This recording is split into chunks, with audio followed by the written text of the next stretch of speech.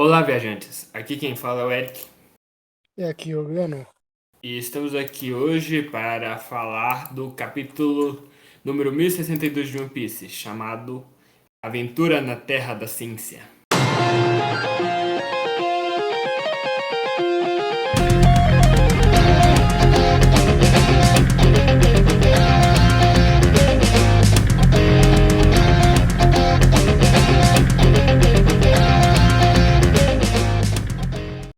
E na história de capa da Gema 66, nós vemos a Ilha Cacau, só que cidade de chocolate, totalmente congelada. O que significa que eu fiz bem semana retrasada em apontar que eu realmente tinha mais invasores em Totoland. E no caso, aparentemente, o invasor é quem? É quem? É quem? A Okidi, Hoje em dia é conhecido só como Kuzan. aquele cuzão. E a outra bota, ou provavelmente, ou é um dos capitães colossais do Barba Negra, eu apostaria no Van Algen ou no Lafitte. Mas pode ser qualquer um, menos os que a gente sabe que estão com Barba Negra. Não é o Doc Kill e não é. E com certeza não é o Sun Wolf, mas do resto pode ser qualquer um. É, pode Quer ser. dizer, se bem que lembra, não sei se você lembra, quando no capítulo antes dos Tobiropos serem introduzidos, apareceu as botas apareceu os pés de todos. Deu pra reconhecer os pés de todo mundo, do Russo, do Sasaki, do Jazz Drake, do Pei Juan e da Ult. Só que a Black Maria parecia que tava de bota e parecia que tinha pé do tamanho normal. Aí a gente foi ver no capítulo seguinte, era uma gigante. E Geisha. É, provavelmente tá usando tamanco e não bota. Conhecendo a proporção do Oda, é capaz de ser casco de cavalo do Strong, o cavalo do Doc Hill, é capaz de ser os pés do San Wolf, vai que ele também pode encolher, né? É, Ou também pode ser o Camelo. E hum, pra quem não sabe, Camelo é o nome do pinguim do Aokiji. nem lembrava disso. Acho que foi só revelado em SBS ou Vivrecard, mas o Aokiji tem um pinguim que apareceu algumas vezes no post-time skip e o nome do pinguim é Camelo. Nossa! E depois disso eu cheguei à conclusão que a informação mais importante sobre a vida do Kuzan é que ele tem um pinguim chamado Camilo. Né? Não é que ele é um dos personagens mais fortes de One Piece, não é que ele é um ex-almirante da Marinha, não é que ele está trabalhando com Barba Negra, não é que ele tem a fruta do gelo, não é que ele fez o do Flamingo cagar nas calças. Não, a informação importante sobre ele é que ele tem um pinguim chamado Camilo. Criatividade. Pois é. E já no início do capítulo a gente vê os Mugaras reagindo a Vegapunk. E o Frank pagando pau pro cara. E o Sanji pagando pau porque é uma mina. Pois é. Típico Tudo Sanji. normal. E aí a gente descobre a realidade, né? O, o Vegapunk, na verdade, se dividiu em 6 corpos. Esse é o corpo do número 2 chamado Lilith. Não é o substituto do corpo do Vegapunk, porque estava velho. Ele tem. Na verdade, nem são clones do Vegapunk. O Vegapunk ativamente se dividiu em 6 pessoas diferentes. Como ele fez isso? Sei lá, velho. O cara é um gênio, velho. Mas, assim, pelo menos pelo que dá pra entender pelo capítulo, não é uma questão de pen, como os youtubers tá falando, não é? Até o corpo principal do velhinho caquético e aí ele tá controlando 6 corpos. Não, a personalidade. Acho que é mais. Não sei se você já viu, tem episódio de Phineas e Ferb, onde a Candace ela se divide em 2 corpos, mas cada corpo tinha uma parte da personalidade dela. É, me lembro. Uma é a Santinha, que queria o Zerme, e a outra só queria ferrar o Phineas e o Feb. É. Só que isso no estilo divertidamente, com cada emoção aí. É. E no caso, como o nome Lilith a ex-esposa de Adão, já diz essa personalidade maléfica. O que significa que antes do Vegapunk se separar, pelo menos, ele na verdade era um cuzão igual o Queen, o Caesar e o Judge. Ele tava no meio do. Ele tava. Era tudo farinha do mesmo saco. Pois é. Talvez os outros cinco. Aparentemente os outros cinco são mais de boa, mas. Essa aí já mostra que ele. Pelo menos o Vegapunk original não prestava, não. Pois é. Eles têm inimigos humanos. Assim, quer dizer, aparentemente presta mais que os outros três, na verdade. O que a Lilith faz é até de boa, comparado com o que o Kim e o Judge fazem regularmente. É. E para quem ainda tava batendo o pé falando que, que é a solução do Vegapunk e a Nami não é parecidas, o Oda fez questão de colocar uma do lado da outra. Dá pra diferenciar pelo cabelo. Pinta de laranja o cabelo. Aí o cabelo vai diferenciar. Assim, aquilo. Ainda tem. Eu lembro um capítulo de. Durante o Onigashima, lá quando o Luffy caiu de Onigashima, que eu tive que reler o capítulo 5 vezes pra perceber que um painel era na verdade a Yamato e não a Nami. Aí eu. Ah, tá, faz mais sentido que a Nami já tinha aparecido no capítulo e tava só mostrando um monte de reação. Aí eu pensei, ué, mas a Nami 2 vezes ela tá calma? Demorou pra bater pra mim, mas é aquilo. Falando das maldades, a Lilith ameaça os Mugiwaras de morte se eles não entregarem os tesouros pra ela. Daí nós temos divisor de reações. O Fake pagando muito pau, o Sop, a Nami e o Brook assustados, enquanto o Zoro e o Robin estão frio e calculistas. E o Chopper é ignorado no churrasco. O Sanji a gente nem precisa, a reação do Sanji não muda. Pois é, e continua gadando. Eu... Ah, não, o Chopper tá com o Luffy, esqueci disso. Ignora. Só que aí o outro Vegapunk, no caso Vegapunk Shaka, que que Shaka sim, é na mesma coisa que inspirou o Shaka do Cavaleiro de Virgem dos Cavaleiros do Zodíaco, que é o reino Shakya, de onde vem o Buda. Quem leu Shumatsu no Valkyrie viu esse reino, só que na época que tinha um nome diferente. Pois é. Não, na época essa se chamava Shakya, só que lá em Shumatsu no Valkyrie falou de Índia Antiga, porque Shakya era na Índia, é onde hoje é a Índia. É. É isso. Aí o Shakya. Começa a babar, a puxar o saco do Zoro. A babar o ovo dele. Também babou um pouco da Robin, porque eles são os únicos que estão preparados pra lutar, enquanto o resto tá regando ali e o Frank e o Sanji estão sendo Frank e Sanji.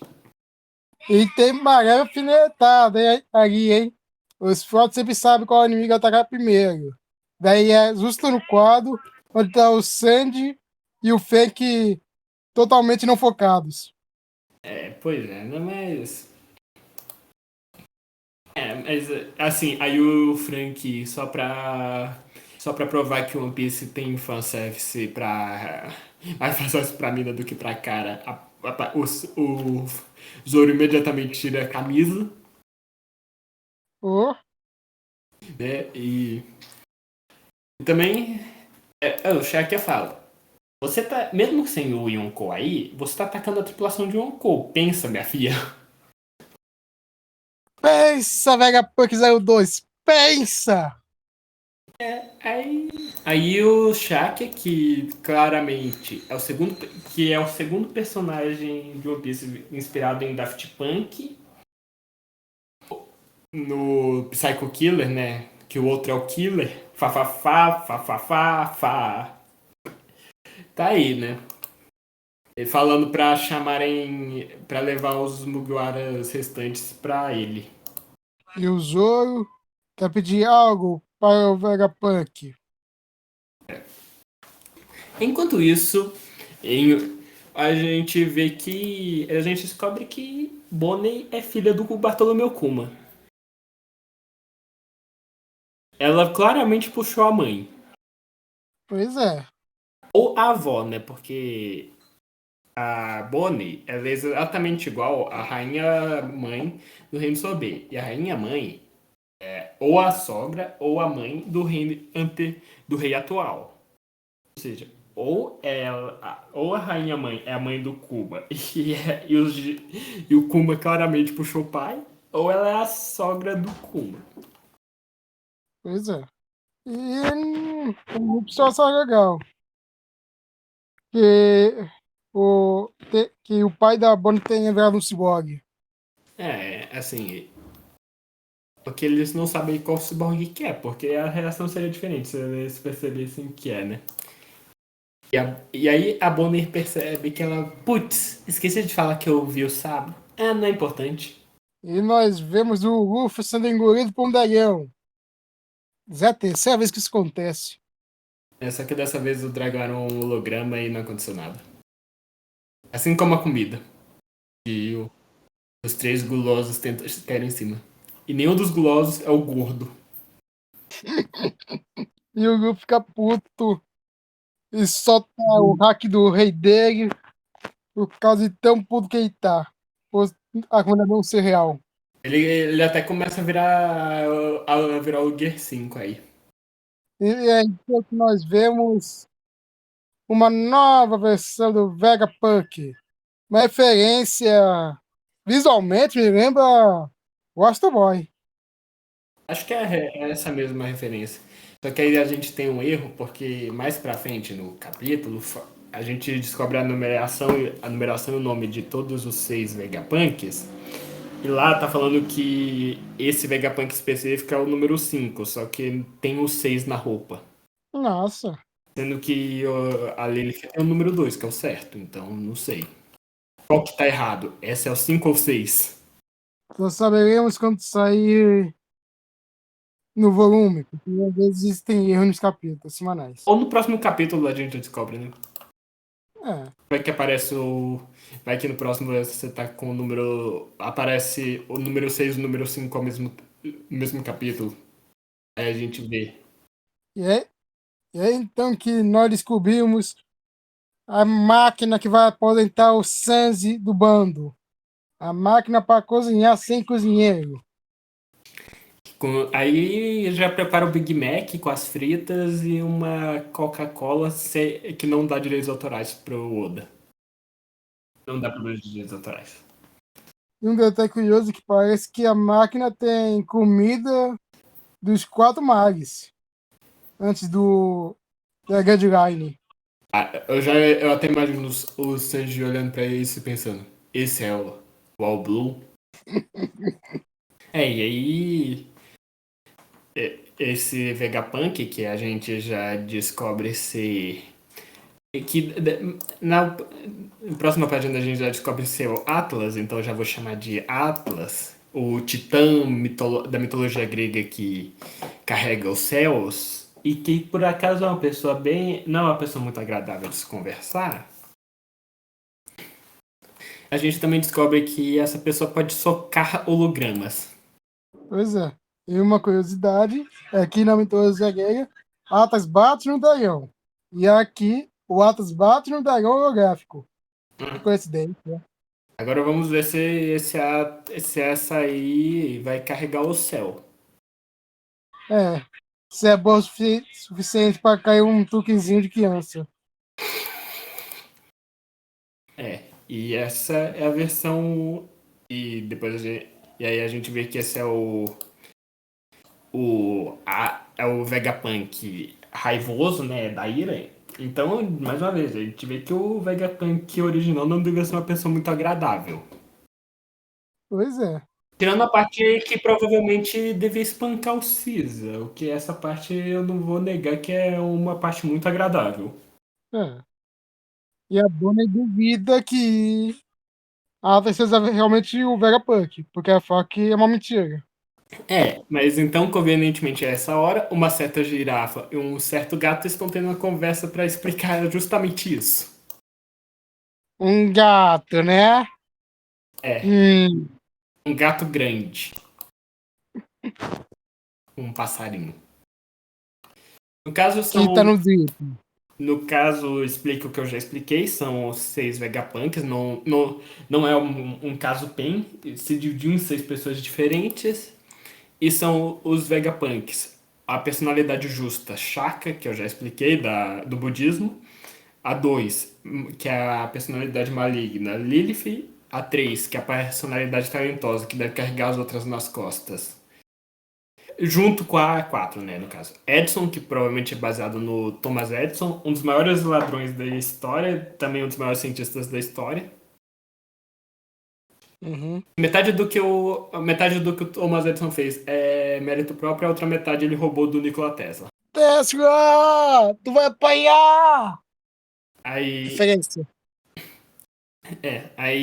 a personalidade número 4 é Pitágoras, baseada no Pitágoras, que faz muitas crianças sentirem ódio na escola com o teorema dele.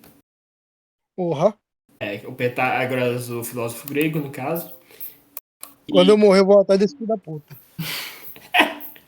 aí temos Atlas, que a gente já explicou, né? O Titã que carrega os céus, o general do exército do Cronos, e Cronos é o pai de Zeus, Hades, Poseidon e algumas outras crianças aí.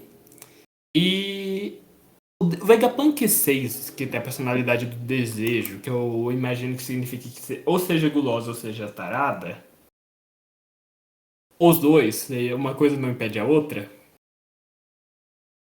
Hum. Quer dizer, parando para pensar, no budismo existem os 3 maiores desejos da humanidade, né? Que inclusive o Lacard de Fairy Tail tem os poderes baseados nisso, que são gula, luxúria e preguiça.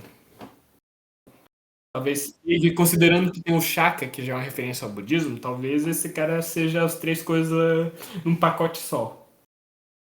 Ou seja, a fusão, ou seja, a fusão perfeita entre Zoro, Sanji e Luffy.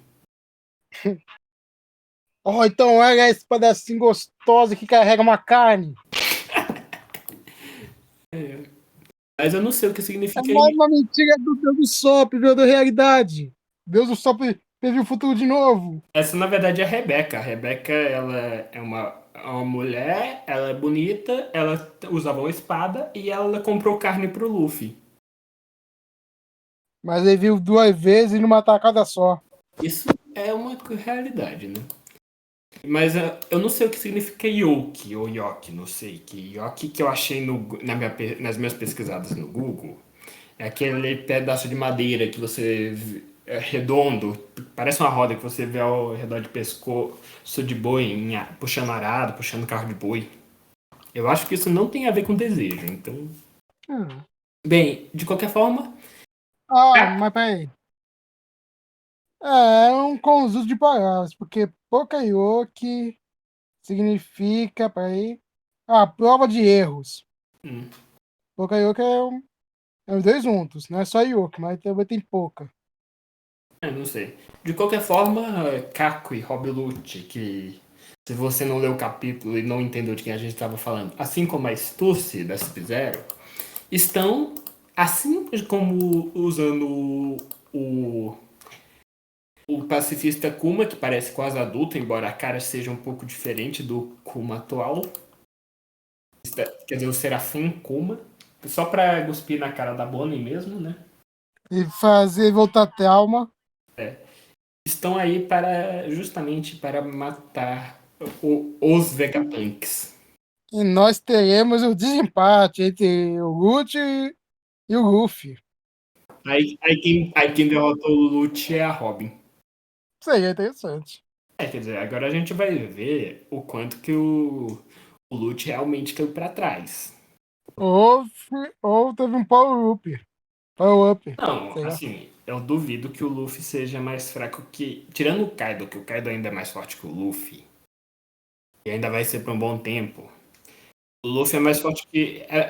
Mesmo que eles tenham evoluído, o Luffy é mais forte que todos os inimigos anteriores que ele derrotou. hoje em dia. Esses são os almirantes. Eu disse que ele derrotou. Ele não derrotou o Barba Negra e não derrotou os almirantes. O Kaido é o único que ele é ainda mais forte, né? E ele ainda vai ser por um bom tempo. O Luffy ainda não. Tirando o Bug, desculpa o povo do meme, mas tirando o Bug, o Luffy ainda não é mais forte que nenhum dos Yonkous, antigos ou atuais. Fato. Ele ainda é mais fraco que o Barba Negra, que o Shanks, e ainda mais fraco que o a Big Mom e o Kaido de Schrödinger, e é mais fraco que o falecido Barba Branca. Assim como o falecido Gold Roger. Mas, assim, no final da obra, sem dúvida, ele vai ter ultrapassado todos esses, mas hoje em dia ele ainda é mais fraco. O tanto de ajuda, quer dizer, ele teve que parar pra comer pra derrotar o Kaido e ainda não foi o suficiente. Imagina se o Kaido tivesse parado pra comer. Ah, também tem isso. O Momo ficou exausto depois de carregar a Onigashima por menos de 5 minutos. O tanto de horas que o Kaido ficou carregando a Onigashima. Assim, enquanto lutava com uma porrada de gente, não tava sendo suficiente. O Kaido tava se auto-nerfando na luta e não era o suficiente. Pois é. Mas assim, olha, considerando que a merda que fudeu com todo o power scaling de One Piece que o Crocodile já fez, o Lute também deve estar bem forte hoje em dia. Porque Crocodile, que perdeu para o moleque de 30 milhões de bells do East Blue sem hack, é o mesmo cara que enfrentou dois comandantes do Barba Branca, o Akaino, o do Flamingo e o Mihawk em Marineford e saiu só com um curativo no rosto. Imagina o Ferino aí. O Lute deve estar bem fortinho. Né? Mas eu acho que ele provavelmente perderia pro Luffy numa luta bem mais fácil, mas. Pô, vai que ele talvez seja um inimigo forte o suficiente pra conseguir uma luta difícil com o Zoro ou o Sanji. Então, na hora da Marinha mostrar as cartas dela, né? Mostrar que não tá ficando tão pra trás assim. É. Aí é. Né? Então é isso. Teorias ou. Teorias com considerações para o próximo capítulo? Os Mugiwara vão conhecer os outros, alguns dos outros Vegas, tipo os dois. Eu acho que o Oda, por nenhum motivo aparente, vai fazer mistério com o sexto Vegapunk. Não sei qual. Provavelmente não vai ser com o número 6 em si, mas um dos Vegapunks vai ficar de mistério por um enquanto. Provavelmente o Chaka, o Saka, já que ele tá com capacete. Não, mas. Não, tô dizendo que a gente não vai encontrar nem ouvir falas do sexto Vegapunk. Ah, sim. Seja o York, o Pitágoras ou o Edson, um deles vai ficar escondido mais um pouco, mas dois desses três vão aparecer no próximo. Pois é. Nota pro capítulo? 7. Eu dou um 8. O capítulo é legal. Não é nada de impressionante, mas é legal. Mas é um capítulo mediano. Então, assim como você tem que dar like, compartilhar e se inscrever no canal, você também tem que entender que o Vegapunk não é uma questão de tipo o Pen de Naruto. Ok, quantos animes a gente já referenciou hoje mesmo? A gente já falou de Shumatsu, a gente já falou de Saint Seiya, já falou de Naruto, Hum, já falou de Astro Boy. Pois é. E ó, sou matos 2 vezes, porque foi o Tesla e a Lilith. E Buda. É. Se tiver algum anime, foi referenciado também, Vai que o Atlas ainda aparece em Shumatsu. né? O Thomas Edison também aparece em Shumatsu no Valkyrie. Lembra que ele tava roubando as explicações. Não, ele tava roubando as explicações do Galilei, né, no caso. É. Um comentário rápido. Oda realmente juntou o sonho de fazer um mangá de robôs. Pois é, e ele realmente gosta de desenhar animal. A gente já acabou de sair da Aquele pesadelo dos Smiles que tinha em, que era o ano, né? E aí a gente tem que ver esses animal robô. É. Oda, eu sei que você gosta, mas pode, por favor, desacelerar a marcha no desenho animal esquisito? Se o Oda não fosse mangaka, ele seria cientista e biólogo para poder fazer seus próprios animais. Isso seria um pesadelo deixar o Oda fazer isso. Seria a revolução dos mecha-animais. Ah! Isso ou a gente teria vários Fortrix na vida real. Pois é. Hamlets e Fortrix. Bem, é isso. É isso. Até a próxima, viajantes. Até a próxima, pessoal. Até a próxima viagem.